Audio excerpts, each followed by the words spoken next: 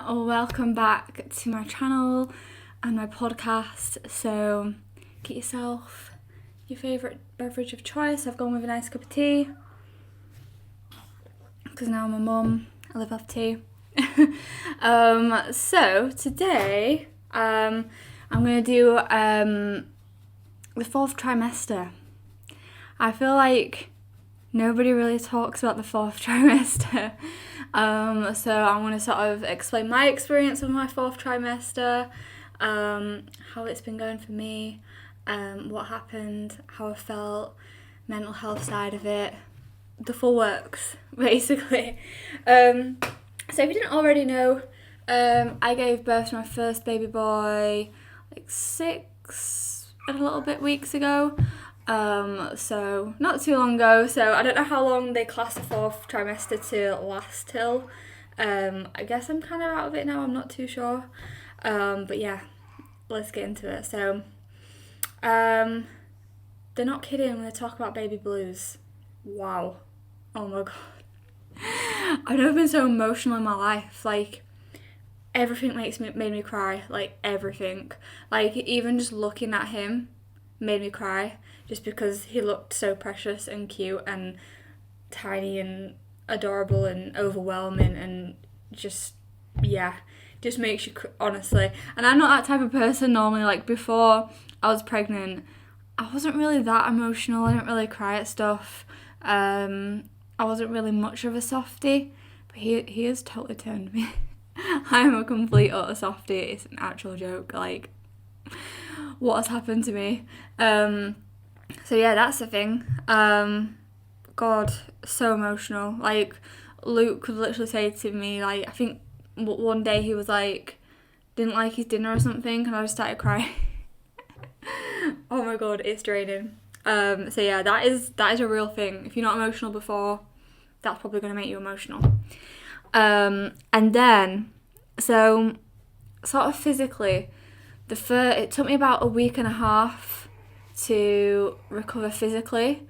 So if you watch my birth story or have watched any of my updates on TikTok or anything like that, you'll know what kind of birth I had. So I had a forceps delivery in theatre, and when I was in the theatre, I started to push, but there was like, when they were pulling me, it was sort of like making me kind of go like this on the bed, so it like damaged my tailbone, coccyx bone. It wasn't fractured or anything like that. I think it was just bruised inside. But wow, I think that pain was possibly worse than the labour pain. Like, that was horrific. That was so bad. Literally, I couldn't sit.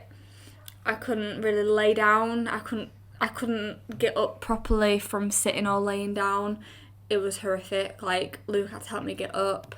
I had to kind of like roll to my side to try and get in an up position. Oh my god, it was awful. And then the mum got hit like straight away because I had that much severe pain. It was so hard to get up and like hold him to feed him. Like, that was just a massive challenge in itself. So then I was crying because I felt guilty that I couldn't really get up and hold him as much as I wanted to. So I honestly hold my hands up to people that have had C-section as well. Like, mine, it was so close, but I'm so thankful it wasn't. So serious respect to you if you had a C-section, because I don't know how you went through recovery and looked after your baby. Like, that's so hard. And of course with me, because Luke's self-employed, he only took 1 day off. So yeah, it was just me. Of course, like, family helped and stuff, but Luke had to go back to work with being self-employed. But yeah, that pain was horrific. It got that bad, I was literally just crying, like, in absolute agony. Like, it was so bad. Oh, hello, Flo. This is Flo. She likes to be involved in everything. Do you mind, Flo? My other baby, my fur baby. Well, you can sit there if you're just gonna... That's fine. Just don't sniff the microphone. That's fine. Okay, Flo. Surprise guest. As I was saying, yeah, I was literally just absolutely bolting my eyes out in agony with that. And then, of course, they had to cut me open and stitch me up. I think it's called, like, I know what it's called. It begins with an E. I don't know how you pronounce it, so I'm not going to try, but you know what I mean. So I had stitches as well. They actually wasn't too bad, the recovery of that. I didn't really get much pain from that, really. Yeah, that was alright. And then if you watch my birth story, you'll know about the piles as well. I did end up going to the doctors about the piles and the tailbone because I was concerned. There was no infection and my tailbone wasn't fractured, so that was all good, but always good to get checked out. So piles are pretty much gone now. I just used creams and stuff and that was fine, but they were agonising as well. So I had all that pain in the tailbone and then all that pain down there. The pain, wow, like I said, I think it was possibly on par with the labour. Like that was horrific. So that was about a week and a half, and I was taking like cocodamol to try and help with that, but an ibuprofen, which I don't like taking ibuprofen because it's not good for your belly, is it? But yeah, that was a whole experience in itself. That was not nice. So yeah, so after the physical part, along with the baby blues, all combined, yeah, it was a very emotional, straining time of my life. It was crazy. Like I don't know. I thought the first trimester was bad because I had really bad sickness and like anxiety, like the whole 12 weeks. Second trimester, that was definitely the best one. Third was hard because of how heavy you get. But fourth, like, weird, like, and painful and emotional, yeah. Just not what I expected at all. I mean, the best part, though, is obviously not being pregnant. I don't know about you, if you've been pregnant, if you are pregnant, or if you haven't been pregnant. I hated being pregnant, and I'm not scared to admit that. I honestly absolutely hated being pregnant. Not the fact that I was having a baby, I was excited about that, but, like, the physical and mental side of being pregnant is hard. Like, obviously it's different for everyone, but I found it really hard. I did not enjoy the process. Also, if you've been super emotional, you've obviously got loads of like midwife appointments at home, health visitor, and it's so overwhelming. And the visitors as well, like, I didn't think that would be an issue because I love people coming around, but it's like everyone tries to book in, and it's like you're trying to adjust to the baby life yourself and routine yourself, and then everyone else is trying to help, which is incredible. Absolutely love the help, but at the same time, like, you want to learn the ropes yourself. So again, absolute minefield, just, you know, crying all the time. But yeah, as I was saying, probably the best part is the fact that you're not pregnant anymore. I remember getting home from hospital and I was like, oh my god, I'm not pregnant anymore.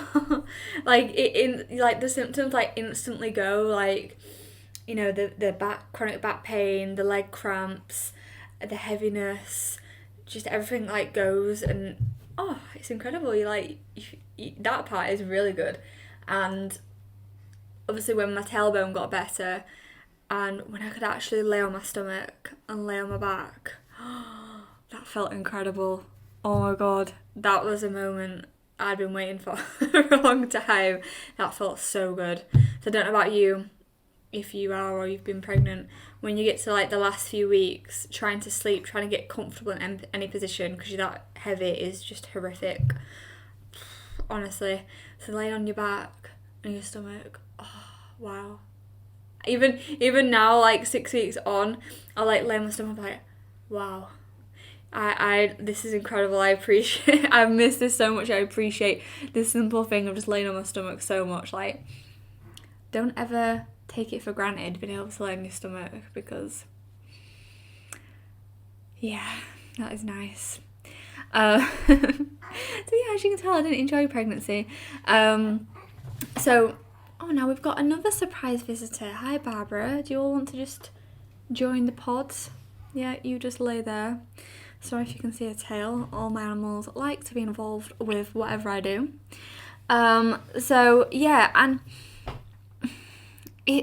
when people say to you when you're pregnant, like, oh, just wait till they come, you know, you're gonna feel like this overwhelming love for them and all this, and you're like, yeah, of course I will, yeah, but it hits so different.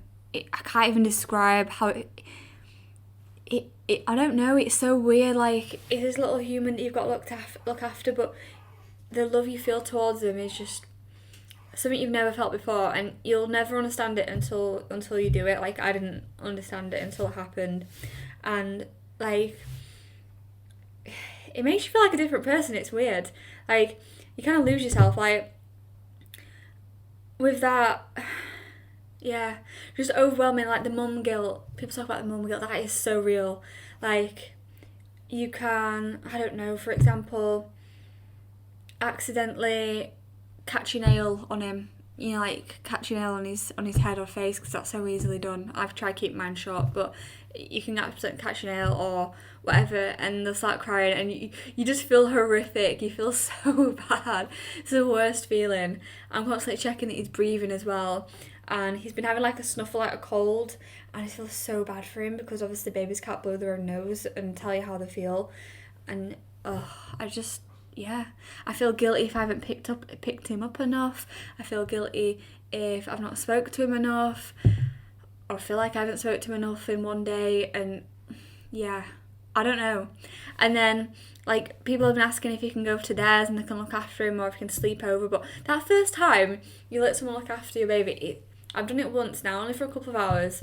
It's awful. Like, I didn't think I'd be bothered, but I really am.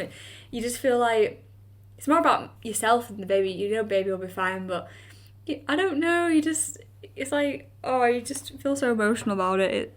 Yeah, it's sad, but I've done it once now, so hopefully it'll get easier from here. I think once they're like less vulnerable and like they can hold their head up and stuff, and you'll feel less like about it. But yeah, it's scary. I'm an emotional mess. What can I say? Okay, let's go back to physical. We're jumping between mental and physical here, but that's how my brain is, all over the shop. So back to physical. So obviously, when you're pregnant, you put on weight. Like, we all know that. So I think I put on around 2 stone altogether when I got to my heaviest point of being pregnant. And I've always been like a size 6, size 8 all my life. And then so obviously I put about 2 stone on. And I know you're pregnant, and I know people say don't moan about it because you're just pregnant, but it does actually really affect you. Like, I didn't think I'd be that fussed, but it really does. So all my weight went to my legs. Like, it all went to my legs. Like, you might not think they look big, but to me they are big. Not massive, obviously. Oh, baby music going. Apologies, mum life. To me they feel big anyhow. And I've got all the stretch marks on my bum, my thighs, and like my inner thighs. That's luckily only where I've got them. I don't have them on my belly, on my boobs, but I've got them quite badly on my legs and bum. And I have lost a stone now, so I weigh about 8 pounds more than I did pre-pregnancy. So I think I'm probably about size 10 now, which I know is still not big, but to me it feels odd. I feel strange in my own body. Like, I don't really know what to wear. My normal clothes don't really fit or suit my current body style, and I've never ever had like a body change, and it's difficult, like, mentally. It actually really is, like, the way you look at yourself. And I know it's not all about looks, and your body's done something incredible and it's worth it, but it still bothers you. Like, it's still hard. So I'm going to go back to the gym. I think I'm feeling up for it now. I'm feeling much better within myself. But yeah, it really is mentally hard going from like a size 6 to 8 to like a 10. And today, though, I actually got into my jeans. I'm in my jeans. You can see. But actually, they're tight. Don't get me wrong, they are very tight. But I got into my jeans. I've been having nightmares about not fitting into my jeans and trying to get my jeans on. That sounds really sad. But I've actually got into my jeans and I'm so happy about it. That might be really sad, but that's a super achievement for me. I'm over the moon. But yeah, so hopefully I'll be able to get back on track with that. But I just don't have much motivation at the moment. I don't know if it's because I've just been a bit run down with a cold, and it's January, you know. But we're getting there, and I'm feeling better. So yeah, it's been weird, you know. Pregnancy to the fourth trimester, postpartum, partum. Yeah, it really is an emotional roller coaster. Like, it's crazy, and I reckon mum guilt is just gonna be here with me for life now. I'm just gonna be a paranoid mess. I'm sure I'll get better with time, but yeah. So that is pretty much my fourth trimester experience. So if you are pregnant, you're thinking of getting pregnant, you're not pregnant, you've been pregnant, you're in your fourth trimester, I hope this helped. Like, maybe you could relate to any of that. I don't know. But I would say probably a top tip as well before I go. I don't know if you've heard of, this isn't sponsored or anything, wish it was, an app called Peanut. I downloaded it when I got pregnant, because when you get pregnant, unless you've got friends that have got kids or are pregnant, it does feel pretty lonely, even if you've got loads of support, because no one else knows. Well, people that have been pregnant obviously know, but like, they're not in the moment with you, like they can't relate to everything you're going through. So I joined the app, which is full of pregnant people. You connect to people locally. So I went on there, and then I created like a WhatsApp group of all the girls local to me that have either pregnant or recently had babies, or got young babies. So I've created a little group on there. I think there's about 5 of us all locally within the same age group. All their babies are like 5-6 months plus, so they're a bit older. Mine's obviously only 6 weeks. But they all go to like the play groups, the baby classes, like Weigh and Play, and all this like sensory groups and stuff, baby yoga. I haven't managed to go to one yet because they're so young. I'm like, well, I kind of be sat there awkwardly when their babies are actually able to play and mine can't sit up yet. But I did go on some coffee dates with them whilst I was pregnant, and it was so nice just to talk to other people and relate. And I feel like I do have bad social anxiety, but I just get on with it. I just push myself. So I just got on with it. But if you can, definitely do that, because even if like you're still pregnant and you do it, it's so nice just to have being able to ask other people questions at different stages, have them to relate, even if you're just messaging them, or if you're local to me, drop me a message. I'll add you to the group if you want to do something. But that seriously helps. That really does help. Honestly, that is. I'm really thankful for that. It's so nice to have, because I don't really have many friends, and that, like, my friends that I do have, they're at completely different stages of their life than me. Like, we still, get on and talk and stuff, but we're at different stages of life, so we can't like relate on being pregnant and stuff, and that is honestly so nice to have. It really is. Definitely do that. But yeah, that is everything. If you do have any questions, feel free to comment, message me on Instagram. I always reply. I love chatting to people, or message me on TikTok. Check me out on TikTok, follow me on Instagram. I'm happy to talk. I love to answer questions. Let me know if you've got any other topics you want me to cover in the podcast. Obviously, this podcast is new. It's more like a YouTube video / podcast. I haven't got it on Spotify, but you get the vibe. So yeah, I'm enjoying it. Sorry there hasn't been one for a while. Newborn, tiredness, Christmas, excuses. You know what it's like. But thank you ever so much for watching. I hope you have a lovely week, and I shall see you in my next video.